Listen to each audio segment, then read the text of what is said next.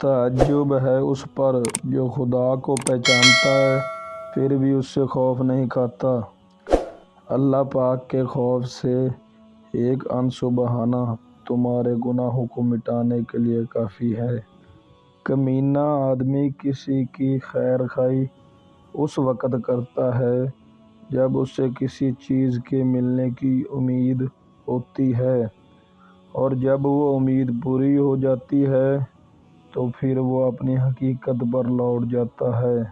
اگر کوئی چھوٹے منہ سے اچھی بات نکالے تو اسے حقیر نہ جانو اور اپنے خیر خواہ کی بات کا رد نہ کرو اور مشورہ لینے والے کے ساتھ مکر نہ کرو۔ زبان کو محفوظ رکھنا اور لوگوں کے ساتھ نیکی کرنا کسی بھی شخص کی بہترین خصلت ہے۔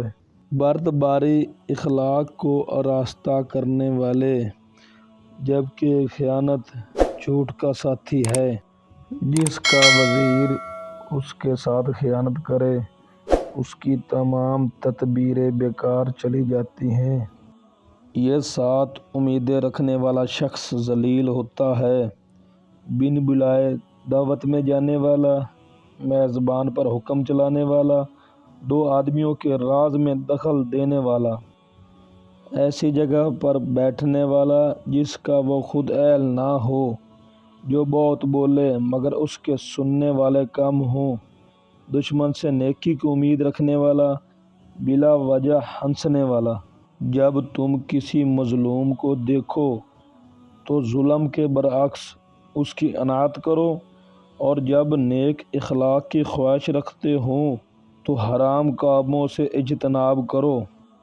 جو شخص آخرت کی خواہش رکھتا ہے اس کے متعلق اس کی تمام امیدیں ضرور پوری ہوں گی، اور دنیا میں جو کچھ اس کا مقدر ہو چکا ہے وہ اس سے ضرور مل کر رہے گا۔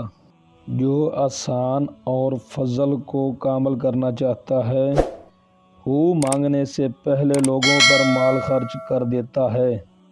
میانہ روی سے خرچہ تھوڑے مال کو بھی بڑھا دیتا ہے، اور فضول خرچے سے بے شمار مال بھی ختم ہو جاتا ہے۔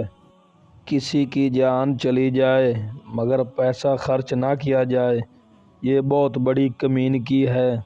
حاسد لوگوں کی برائی پر خوش اور ان کی خوشی سے غمگین ہو جاتے ہیں۔